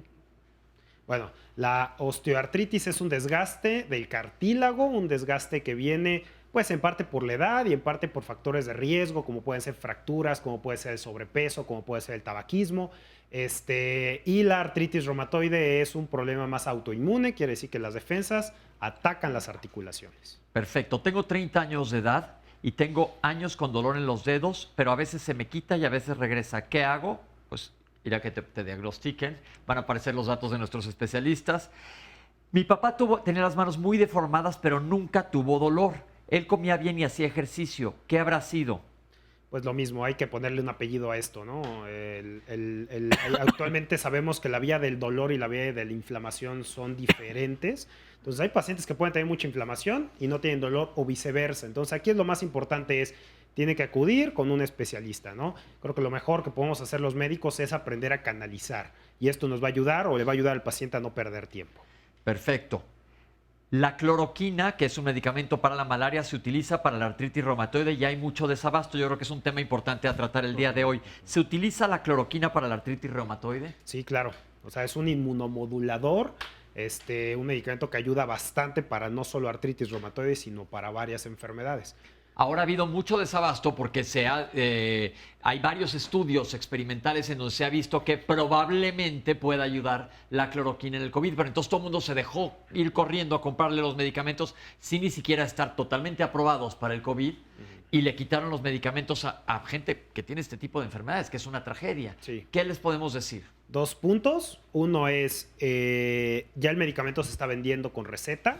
Entonces, eso va a ayudar para el segundo punto, que es en la siguiente semana o en esta misma semana ya se va a restablecer su venta. Eso fue lo que dijeron las farmacéuticas que lo producen, pero ahorita ya la venta va a ser totalmente controlada. Sobre todo porque la gente que tiene, imagínense tener artritis reumatoide y yo por creer que este medicamento a lo mejor me va a servir, lo voy a tener guardado, pero a alguien se le va a activar su artritis, no, le estamos empeorando una enfermedad. Entonces esto hay que hacer conciencia, es una enfermedad de todos. Un pequeño detalle también. Sí. Hay que tomar también en cuenta que estos medicamentos tardan en eliminarse. Entonces, si el paciente se queda una semana sin tomar la cloroquina, tampoco se espanten. O sea, es nada más esperar a que esto se vuelva a restablecer, pero es un medicamento que tarda mucho en eliminarse, entonces pueden estar tranquilos. ¿Cómo saber si tengo deformidades en mis articulaciones? Pues primero valorar que tenga que acudir a valoración. Eso, como dice la doctora, tiene que ser un manejo multidisciplinario para poder saber qué tan avanzada puede estar la enfermedad. Sin embargo, los estudios para ver si esto está avanzado se dirán en la consulta con su especialista. Tengo escoliosis, y osteoartritis degenerativa. Me dan mucho antiinflamatorio para el dolor y paso 8 horas de pie. ¿Qué puedo hacer? Bueno, ahí en este caso la osteoartritis la escoliosis, es una desviación lateral de la columna. Pudo haber sido por cuestiones posturales, pudo haber sido por nacimiento. ¿Pero ¿sí? qué le recomendamos hacer? Dependiendo del tipo de actividad que realice el paciente, es ahí donde se le conoce la higiene articular. Se tiene que trabajar muy bien el tipo de mobiliario, valorar más bien el tipo de mobiliario que el paciente esté usando en ese momento. A lo mejor es una persona que está todo el día de pie. Es lo que dijo, 8 horas de pie. Dijo. 8 horas de pie, entonces su mesa de trabajo debe estar a la altura del abdomen, ¿sí? Debe de utilizar un banco, ¿sí? Sobre todo si en los pies y estar alternando cargas de peso para no cargar más de un solo lado, porque muchas veces eso es lo que ayuda o favorece, más bien, no ayuda, sino entonces favorece. La recomendación es que vaya a terapia física, que le digan específicamente qué hacer para su caso, porque como dijimos no es una receta de cocina, hay que buscar exactamente cada paciente lo que es más individualizado, no son recetas de cocina. Y complementando, pues obviamente tiene que cuidar su peso, tiene que meterse a alguna actividad sin impacto que le pueda fortalecer y tiene que acudir con un ortopedista para ser valorado, a ver si necesita una faja, no sé, o sea, ya eso sería cosa individualizar. Exacto. Mi mamá tiene artritis, no nos dice cuál de ellas, y a mí me duelen las manos, ¿qué hago? Pues lo mismo, acudir a consulta para que sea valorada. Ok. Mi mamá tiene 84 años con diabetes mellitus, tiene 5 años con dolor intenso y dolor intenso en las articulaciones. Le dijeron que tiene artritis, otra vez no nos dicen cuál de ella, pero no le funciona ningún tratamiento. Está incapacitada y a mí me duelen los codos. ¿Qué hacemos? ¿Sí? En el caso de su mami, a lo mejor puede estar confundiéndose con una neuropatía, porque si la persona ha sido diabética tanto tiempo, puede ser una neuropatía diabética. Entonces, aquí nuevamente es ir con el médico a que le digan específicamente para que haya qué un buen hacer. diagnóstico. ¿La alimentación tiene que ver? ¿Qué? Muchísimo. A ver, ¿qué recomendamos? Sí, ¿qué se recomienda? Es, ahorita que ya sabemos que la flora intestinal tiene bastante que ver en estas enfermedades, pues lo más importante es cuidar a nuestra flora intestinal. Entonces, hay muchos estudios, principalmente el tema de la dieta mediterránea es lo que puede ayudar, que es una dieta que se vio más que nada por disminución de tema del riesgo cardiovascular, pero la dieta mediterránea, que es como más pescado en la alimentación, más leguminosas, más verduras, menos carne roja, menos lácteos, menos gluten, eso puede ayudar a que no haya tanta inflamación. Hay una palabra muy interesante que se llama la permeabilidad intestinal, y justo los alimentos, porque hay pacientes que dicen, es que como tal cosa y me inflamo. Entonces antes no pensábamos que tiene una relación, ahora sabemos que tiene que ver esto de la permeabilidad intestinal, que es un mayor contacto entre las bacterias y nuestro sistema inmunológico, y entonces eso activa la enfermedad. Entonces todo lo que el paciente coma, que se sienta que se inflama, hay que quitarlo, ¿no? Nos podemos dar como recomendaciones muy generales, pero tiene mucho que ver la alimentación. Y si no checarse, porque aquí si no caemos en el caso terrible de las pacientes con lo que se llama ahora trastorno funcional digestivo, que las colitis famosas, que se vuelven víctimas de su propia dieta y no comen nada. No, tampoco, sino que mejor hay que checarse que sí y que no deben de comer. Sí, sí, sí. Ahora, los fitomedicamentos, nunca había escuchado yo esto. ¿Qué son fitomedicamentos? Pues, no, yo tampoco. No, si nos podrían explicar a qué se refirieron con fitomedicamentos. Luego, si se asocia al lupus eritematoso generalizado. Bueno, genéticamente sí, o sea, lo que les había dicho, hay una palabra que se llama mosaicismo autoinmune, que lo que les había dicho, hay muchos genes, entonces, que comparten la autoinmunidad. Entonces, algunas personas van a manifestarlo como lupus y otras puede ser como artritis reumatoide, pero ambas son enfermedades autoinmunes. Uno puede afectar varios órganos, como puede ser el lupus, y la artritis también, pero en menos frecuencia. ¿Los tratamientos alternativos funcionan?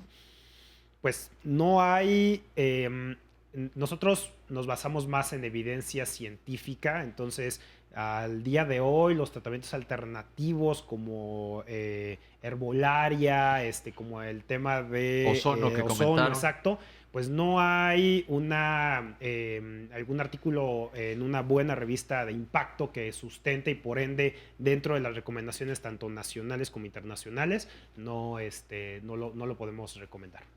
Entonces, basado en evidencia, no hay nada que demuestre que funcionan. ¿Podrían empeorar?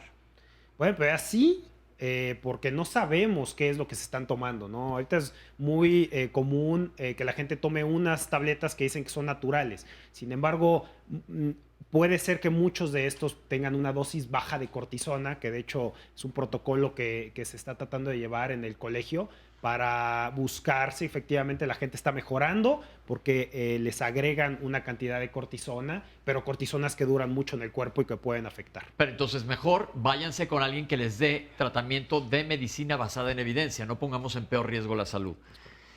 ¿Se puede diferenciar con el síndrome del túnel del carpo? ¿Qué es esto? No, esto es punto y aparte. El síndrome del túnel del carpo es una lesión nerviosa que viene derivado desde cervicales, una compresión a nivel de cervicales, de ahí se deriva el nervio mediano. Entonces ese es el que principalmente es el que le va a dar la función a la mano, ¿sí? Y empieza con adormecimiento, debilidad muscular. Pero eso es cuando hay un problema cervical. ¿Y en el carpo? Es el que viene, es que viene hasta acá, pero precisamente, más bien, en donde no favorece es en el uso excesivo de las manos. Los estilistas, ahora se está dejando mucho en los estudiantes, sí, por el uso del mouse. Ok, pero entonces no es artritis reumatoide, nada más tener no una... tiene nada que ver. Lo que pasa es que la artritis reumatoide puede llegar a comprimir el nervio mediano, o sea, Exacto. La inflamación que puede haber en la muñeca, eso disminuye el espacio del nervio mediano, entonces la gente empieza a tener hormigueo, ¿no? La diferencia, como dice el doctor, es que uno es dolor articular o inflamatorio y el otro es un dolor neuropático que la gente empieza a tener dormida la mano. Ok. Me dijeron que tengo degeneración por artritis. Me imagino que debe ser osteoartritis degenerativa. Pero me da miedo tomar tratamiento. ¿Qué podrá hacer? Pues bueno, lo importante es que la gente tenga confianza en su médico. O sea, nosotros, pues la verdad es que no estudiamos tantos años para que el paciente tenga más riesgo en tomar algo que un beneficio, ¿no? Entonces, lo más importante es que confíen en que es mucho la seguridad que lleguen a tener estos medicamentos y todo esto se tiene que platicar con su especialista. Perfecto.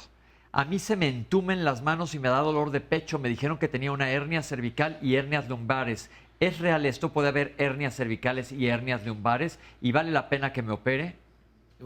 Pues no se puede contestar esa, pero bueno, sí pueden haber hernias cervicales y lumbares. La gente va a tener como hormigueo en todo el brazo u hormigueo en toda la pierna. Sin embargo, eso es en base a estudios y la decisión de su médico, en este caso un ortopedista o un neurocirujano que pueda tomar el caso, ¿no? Perfecto. Ahí voy, Oscar. ¿La artritis afecta a los pulmones? Ya nos lo acabamos de ver en la cápsula, sí. La ozonoterapia sirve, ya vimos que no hay ninguna evidencia científica que lo demuestre. ¿Es verdad que si tomo antiinflamatorios no esteroideos inyectados no me van a lastimar el estómago? No, sí afectan. O sea, sí. no a la... Bueno. Es que esto es una creencia muy común, que si me inyecto en vez de tomar la pastilla no me va a afectar el estómago porque muchos de los efectos colaterales son en el estómago. El efecto se da por el mecanismo de acción del medicamento, no por donde lo esté tomando uno. Ahora, tengo 33 años, tuve un bebé y empeoré muchísimo. Estoy con múltiples tratamientos y no me funciona nada. ¿Qué hago? ¿El embarazo exacerba? No el embarazo, pero sí los meses después del embarazo. O sea, es más que nada por el tema de inmunidad. La artritis reumatoide suele ser, en muchos casos, se duerme en el embarazo, pero justo cuando nace es una artritis que se reactiva o que puede ser más agresiva. A mí me dijeron que tengo artritis deformante. ¿Este es un apellido válido? Artritis deformante, pues No, porque no es un término médico. No. no. Pero, entonces más bien la pregunta sería, ¿la deformidad es exclusiva de la artritis reumatoide? Sí. ¿Sí? No, hay gente con osteoartritis que puede... Sí, claro. Sí, o sea, la artritis psoriásica, la osteoartritis, todo pueden ser deformantes. Que deformante es que se enchueque una articulación, ¿no? Un nódulo de Heber, de Novo-Uchar, que son los que se ven en osteoartritis, pueden llevar a una deformidad. Entonces, todas pueden ser deformantes, pero bueno, son diferentes causas, ¿no? Entonces, la gente que escribió, que me escribió aquí directo, artritis deformante no es un apellido válido médico. Hay que buscar cuál es el diagnóstico. Varias artritis te pueden deformar, esta es una de ellas, pero hay que tener específicamente el tratamiento. Oscar. ¿Se quita o no se quita la artritis reumatoide o nomás tomando antiinflamatorios? No, bueno, al día de hoy no hay un tratamiento para curarlas, pero sí hay una forma de controlarlas. Ahora, estas medidas generales, como bien dijo la doctora, como el tratamiento multidisciplinario, hasta pues el tema de la nutrióloga, eso va a ayudar a que los pacientes se puedan controlar y que cada vez puedan requerir menos medicamento. Eso va a depender mucho de que puedan modificar su estilo de vida. ¿Se puede dar artritis por una mordida de perro en la mano? Sí. Pues más, como habíamos comentado, una artritis séptica, que puede ser una inflamación por infección, o también una cosa que se llama artritis reactiva, que puede ser secundario a esto, se puede inflamar una articulación semanas después.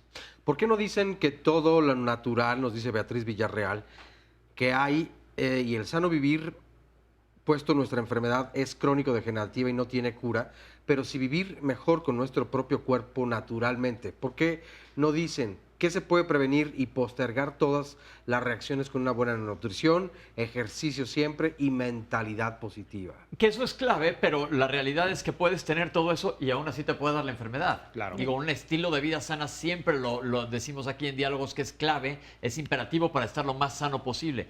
Pero eso no excluye que te vaya a dar una enfermedad que tiene este origen. Exacto. Sí. ¿Qué le recomendamos de estilo de vida sano a cualquier persona, independientemente de que esté enfermo o no? Claro. O sea, hacer ejercicio. El yoga o la yoga, ¿qué tan recomendable es? Como terapia alternativa para relajar, para mejorar la elasticidad, para disminuir el dolor, pero esto debe de ser siempre con un seguimiento y hasta donde el paciente lo tolere. Sí, porque muchas veces el instructor de yoga puede decir, obviamente trabajamos siempre en la mente y tú puedes más. Y si el paciente tiene dolor y provocamos un estiramiento forzado, vamos a todo nuestro trabajo ganado pues, se viene abajo porque empieza la inflamación otra vez y es un cuento... Un círculo vicioso. Sí, un círculo vicioso. Araceli nos dice, ¿qué complicaciones tendría si necesito una extracción dental? Tomo metrotexato, lefluanamida y ácido fólico. No, nada más que puede haber más riesgo de infecciones. Hay que suspender probablemente una semana antes y suspender una semana después del procedimiento, ya que son medicamentos que tardan mucho en eliminarse. Pero más que nada es el riesgo de infecciones que tienen que tomar en cuenta, ¿no? Jesús Vidal nos comparte, soy paciente con artritis reumatoide desde hace más de 20 años. Tengo prótesis en caderas en los ambos lados. Prótesis de rodilla, ambos lados. Hoy estoy cada año y medio con rituximab y me ha ayudado mucho. Si este medicamento lo hubiese conocido hace 18 años, no hubiese requerido prótesis. Gracias por su programa y espero que sirva la información a otros pacientes, sobre todo el apego al tratamiento. Pero este medicamento no existía hace 18 años. Exactamente, sí. O sea, esa se llama terapia biológica, ¿no? ¿Qué es esto? Bueno, los medicamentos para frenar la enfermedad que habíamos comentado, hay dos grupos grandes, ¿no? Unos se llaman sintéticos y otros se llaman biológicos, ¿no? Y actualmente hay una nueva familia que se llaman sintéticos dirigidos. Todos los medicamentos lo que van es a controlar al sistema inmunológico para que no ataque lo que está atacando, ¿no?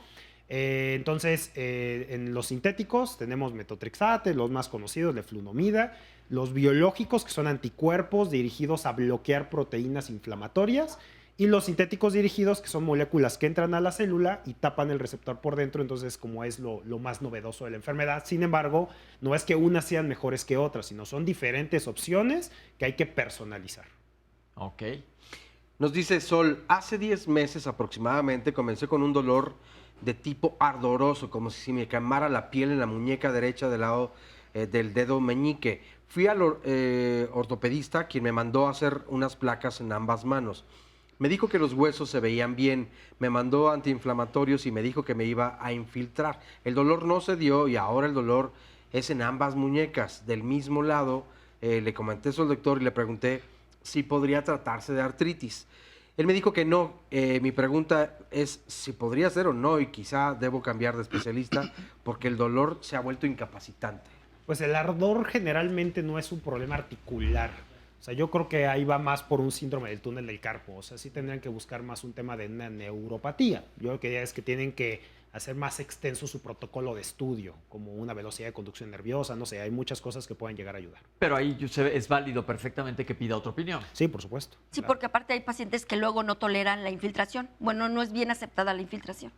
Ok. A pacientes les Esto de cae muy bien y infiltrarse otros no. también tienen que tener cuidado porque tiene que ser por un especialista y no se pueden estar infiltrando a cada rato A cada porque rato. eso se escucha mucho en articulaciones y no es que se utilice para artritis reumatoide específicamente. Pues bueno, cuando hay una articulación se puede infiltrar, pero sí no es algo que ayude de todas maneras a detener la progresión de la enfermedad. Doctores, muchísimas gracias. Hemos hablado de artritis reumatoide hoy. Yo sé que estamos en el bloque 3, pero vamos a dejar el último bloque del programa porque pues estamos ante la pandemia del COVID, entonces vamos a hacer el último bloque de preguntas y respuestas que nos han hecho llegar ustedes. Va a estar con nosotros un infectólogo en el próximo bloque para hablar del COVID. Nada más algo que con lo que queramos cerrar, decir algo del COVID y la artritis reumatoide nuevamente, nada más para darle paso a lo que sigue. Nada más tener cuidado, pero seguir con su tratamiento. Sí, seguir con las medidas todavía más cerradas, pues, porque los pacientes están inmunosuprimidos. Perfecto. Y les va a ayudar.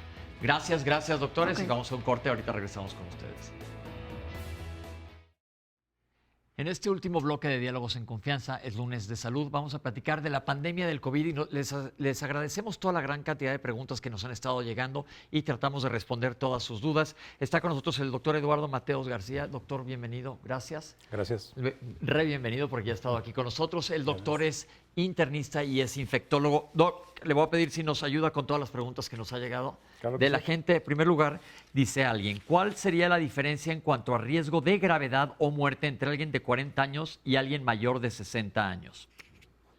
Bueno, históricamente, desde la epidemia de China, desde cuando estaban más activos los casos en China, se observó que los pacientes mayores de 60 años tenían mayor riesgo de mortalidad.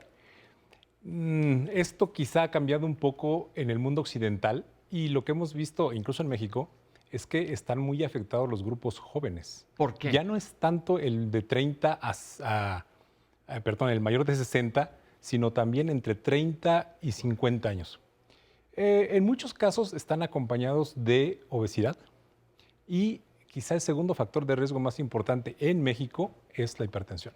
La hipertensión Son dos arterial, factores de riesgo importantes. que muchas veces ni siquiera saben si son hipertensos o no. Exactamente, ¿no? Recordemos que la mitad de los pacientes hipertensos no saben que lo son. Ok, perfecto. Entonces, punto importante para que todos, absolutamente todos, nos cuidemos independientemente de la edad. Totalmente.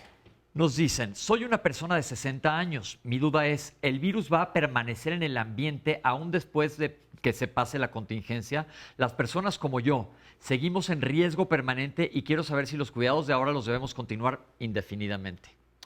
Bueno, el virus no puede permanecer en el ambiente más de 5 días y lo que más se ve es cuando está en superficies como el cristal, como el metal.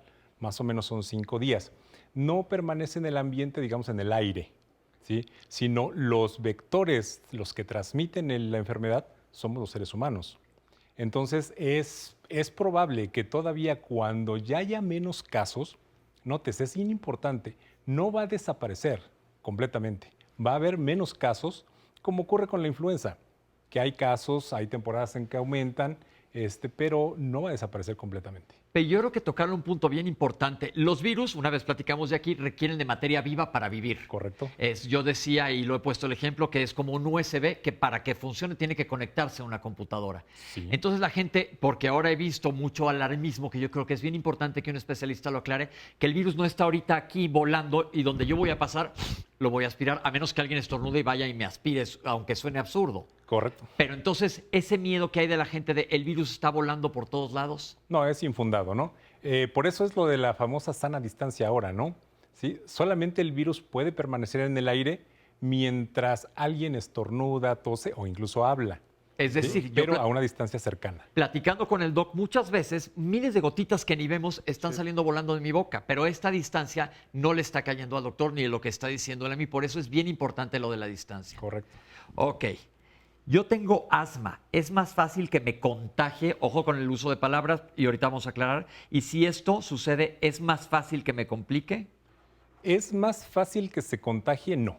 Es Ok. exactamente igual de fácil que se contagie. ¿Puede tener más complicaciones? Sí. Todas las personas con enfermedades respiratorias pueden complicarse más fácilmente. Perfecto. Sabemos que la depresión, la ansiedad y el miedo pueden actuar sobre nuestro sistema inmune para bajar las defensas. ¿Esto nos hace más propensos? No lo sabemos. De hecho, una constante cada que las personas nos hacen preguntas es no sabemos. ¿Sí? ¿Por qué? Porque es una enfermedad reciente. 3 meses en el mundo, 2 meses en el mundo occidental. Hay muchas preguntas que todavía se ignoran. Entonces, en cuanto a lo que dice esta persona, es cierto. Está bien demostrado que esos estados de ánimo bajos reducen la función de algunos aspectos de la inmunidad. Pero si esos aspectos de la inmunidad vayan a ser más propensa a una persona a adquirir la infección o a que sea más grave, no lo sabemos. Lo cierto es que la parte emocional sí se ha ido afectando poco a poco. Entonces, será progresivo un malestar y, ojo, que falta todavía un muy buen rato donde estaremos en este confinamiento y creo que sí es saludable pues establecer una atención emocional porque sí creo que hay personas que se van impacientando mucho más. Empieza a haber, incluso ya lo mencionábamos la semana pasada en otros programas aquí en Diálogos en Confianza, mayor violencia incluso en los hogares.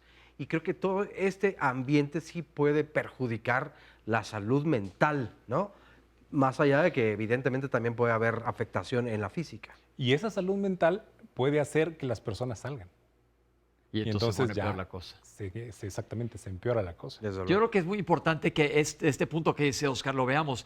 No caer en noticias falsas, que esa es otra cosa terrible. Por eso tenemos aquí el especialista, porque hay gente obsesionada con la cabeza caliente, todo el día busca y busca y busca y creen absolutamente todo.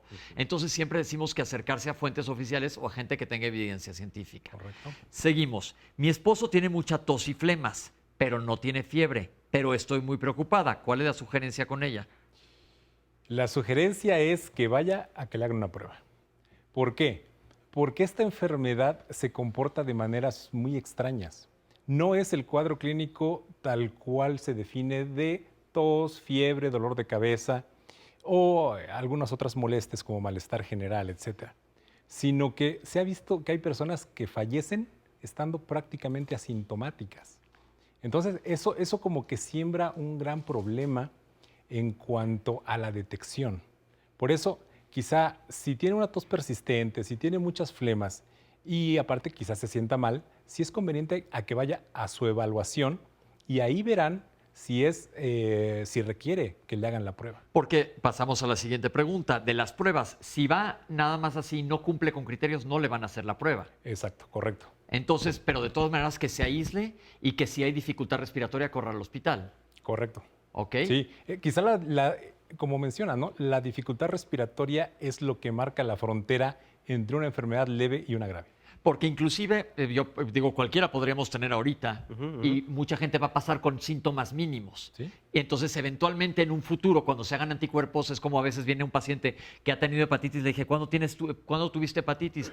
No, nunca. Y sí tuvo hepatitis y a lo mejor nunca se dio cuenta. Esto va a pasar eventualmente. Eso va a pasar. Pero por el momento, lo ideal es cuidarse lo más posible. Y otra de las recomendaciones es decir, si 7 u 8 de cada 10 personas vamos a vivir con el COVID-19, entonces hay que hacer o poner toda la atención necesaria a estas recomendaciones.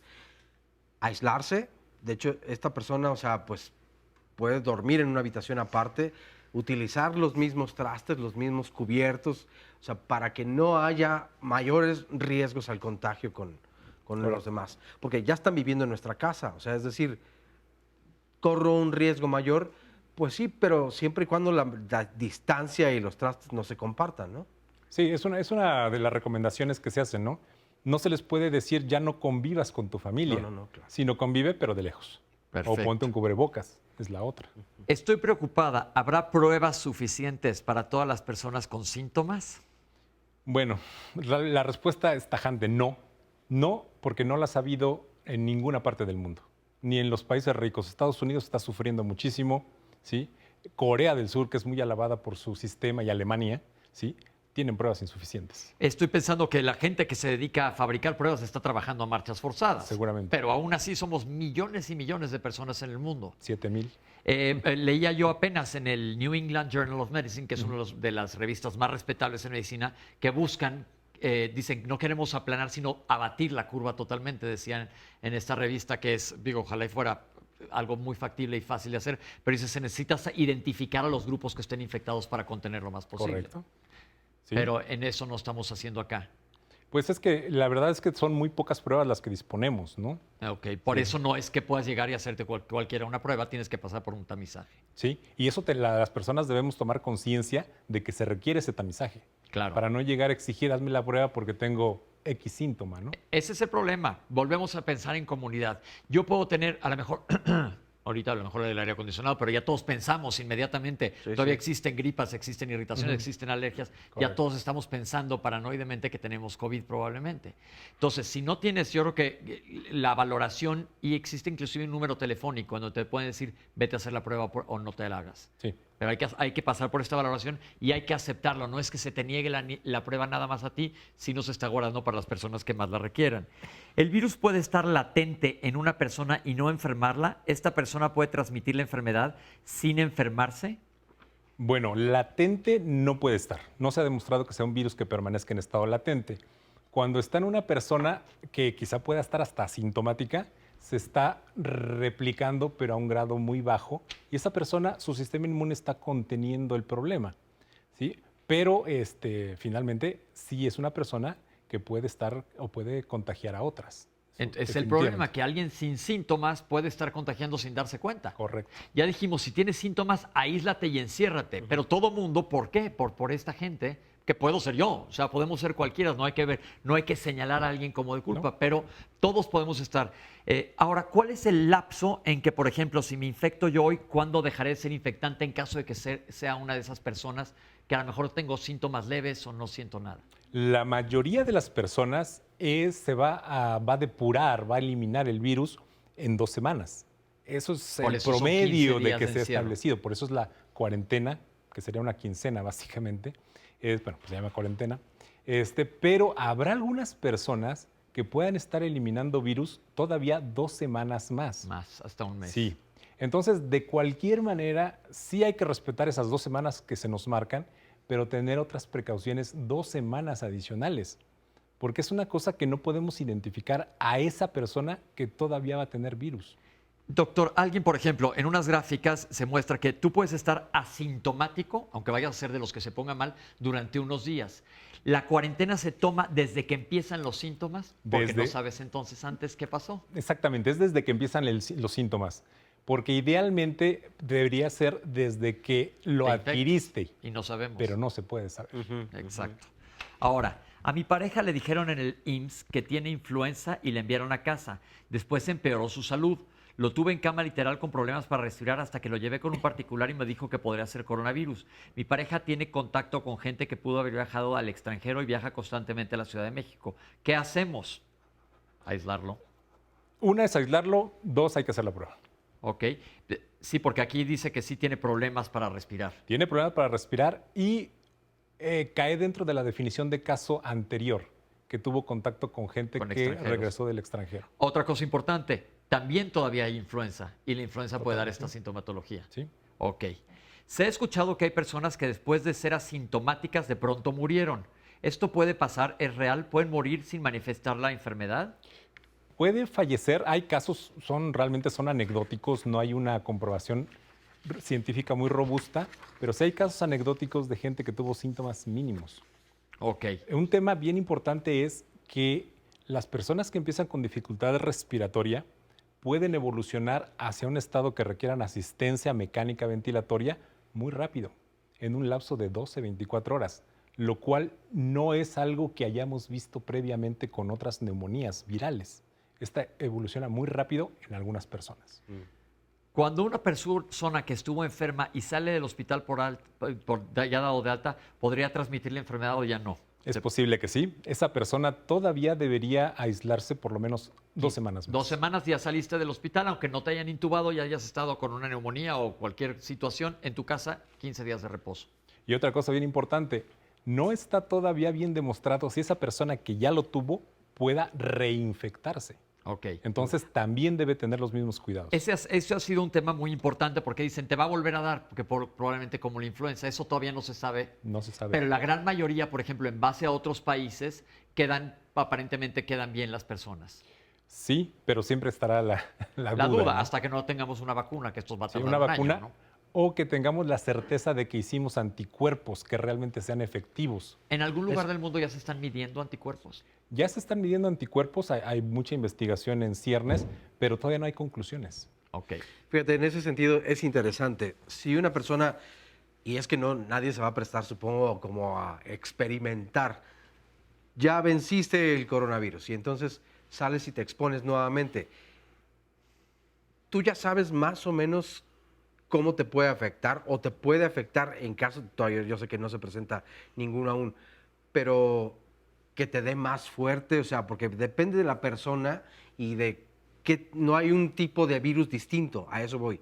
O sea, es el coronavirus, pero ¿cómo están tus anticuerpos? ¿Cómo estás inmunemente? Pero entonces, siendo la misma persona, ¿te puede afectar de forma distinta? Es posible. Realmente se han identificado 2 formas diferentes del COVID. coronavirus tipo 2. ¿Sí? 2 formas, la L y la S. Y se ha demostrado que tienen síntomas que son un tanto diferentes. Ahora también, históricamente recordemos que hay infecciones en que las personas se llevan, la primera vez que se infectan, se la llevan tranquila, o más o menos tranquila. Pero la segunda vez es peor. Ejemplo, el dengue, ¿no? Es quizá el más demostrativo en este caso. Pero, no sabemos. Pero ahí no queremos crear pánico, tampoco se sabe, porque no ha No se pasado sabe. suficiente Exacto. tiempo de que te vaya a volver a pasar. Por eso se están tomando las medidas necesarias ahorita para contener la pandemia. Se están buscando medicamentos y vacunas contra este virus, pero hay posibilidad de que mute y no se pueda controlar. Pues la verdad es que la tasa de mutación de este virus parece ser muy baja. ¿Sí? Entonces sí es muy probable que podamos obtener tanto medicamentos como vacunas.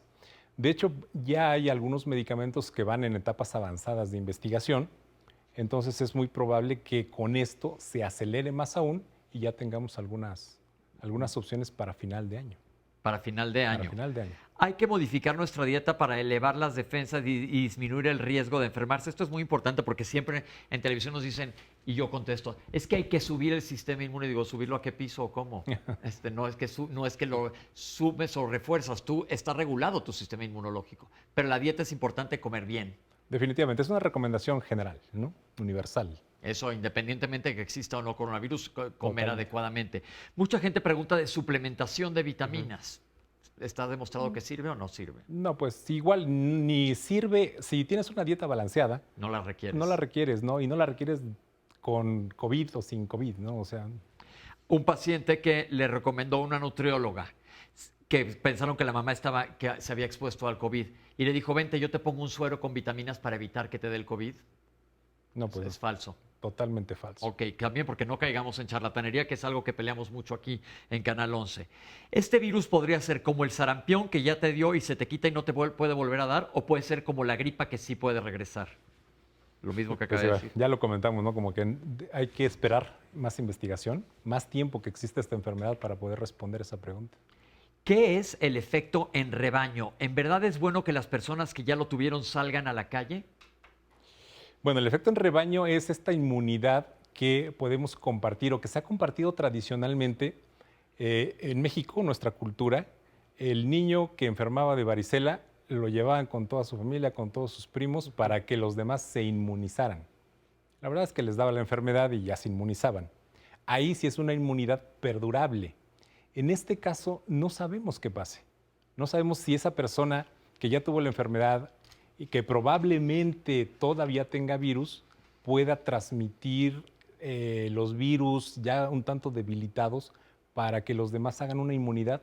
No lo sabemos. Entonces, ¿qué se recomienda? Aquí no existe o no aplica lo del rebaño aún. Es que no sabemos. ¿Sí? Le digo, es que por desgracia tenemos que comentar esto a cada rato. No sabemos, no sabemos y no sabemos. Ok, entonces estamos hablando con lo que existe en evidencia hasta este momento. ¿Tienes más preguntas tú, Oscar, o me sigo más con las de acá del teléfono? Sí, pues mira, lo tenemos todavía obviamente del tema anterior, ¿verdad? De la reumatitis. Doctor, ¿algo que quiera comentar sobre pacientes que tengan enfermedades reumatológicas? Porque acabamos de hablar de artritis reumatoide. Bueno, sí es bien importante. Las enfermedades reumáticas per se ya tienen un estado alterado de su inmunidad. Entonces, si a eso le agregamos, hace un momento yo escuchaba que hay tratamientos biológicos que finalmente son anticuerpos. Es otro tema bien importante. En todas las series, tanto italianas, españolas como chinas, que es la información de la que disponemos, no hay una separación del paciente con enfermedades reumáticas, de manera que no sabríamos cómo se comporta el virus en estos pacientes. ¿Sí? No hay una nota que digan, en el paciente con lupus la enfermedad se comportó de X manera. O bien, en los pacientes que reciben determinados tratamientos, como los anticuerpos monoclonales, haya alguna cosa diferente. Pero una cosa es cierta, estos anticuerpos, los biológicos, sí afectan la inmunidad en ciertos parámetros. ¿Sí? Tan es así que se hace más frecuente las infecciones por micobacteriotuberculosis y algunas otras. Entonces, las recomendaciones que han dado algunos inmunólogos y algunas asociaciones específicas al respecto es que si el paciente ya está con tratamiento con estos anticuerpos, rituximab me mencionaron hace un momento, los continúen totalmente aisladas, que se manejen como si fuera una persona mayor de 70 años. Guárdate bien, cuídate bien. Si vas a empezar el tratamiento con anticuerpos, espérate a que pase esto. ¿Sí? Si no hay una urgencia para empezar un tratamiento, hay que esperar. Aquí hay más preguntas. ¿Es totalmente mortal para cualquier persona arriba de 80? Bueno, las series chinas, vuelvo a lo mismo, muestran una mortalidad de 100% en personas mayores de 80 años. Ok, perfecto. Aquí hay otro que sí nos dice, hay algunos médicos que han publicado remedios o curas como las gárgaras de agua y sal, que eso podría ayudar. ¿Qué tan cierto es? Bueno, y eso y muchos otros remedios que se estén inventando. Pues no hay pruebas. Y pareciera que no, porque no hay un sustrato fisiopatológico para que esto pudiera ser. Si tú haces gárgaras, pues las haces en el aparato digestivo. ¿Sí? Claro, no es en el aparato respiratorio. ¿Sí? Y aún así, si metemos compuestos al aparato respiratorio, lo más probable es que la función se deteriore más y seas más susceptible. Perfecto. Claro. En España e Italia parece que comienza a bajar la curva. ¿Qué quiere decir esto? Pues es como dentro de lo esperado, más o menos lo que pasó en China. ¿Sí? Ya pasó un tiempo, 2 meses quizá, ¿sí? 6 semanas, y entonces ya las medidas de aislamiento empiezan a funcionar. ¿Sí? Ya se rompe esa transmisión de persona a persona y entonces se empieza a ver menos casos. Ok. Al acabar la contingencia y volver a salir la gente a la calle, ¿no podemos volver a subir la curva? Eso es posible y hay una prueba histórica de que esto pasó. Cuando fue la influenza, tiene 100 años, que fue la influenza española, sí. ¿sí? Esa epidemia, esa pandemia, tuvo una curva que no fue totalmente hacia arriba, sino que mencionan que es una curva en W, porque tuvo 2 picos. ¿Sí? Ya parecía que estaba controlada y de pronto otra vez hacia arriba.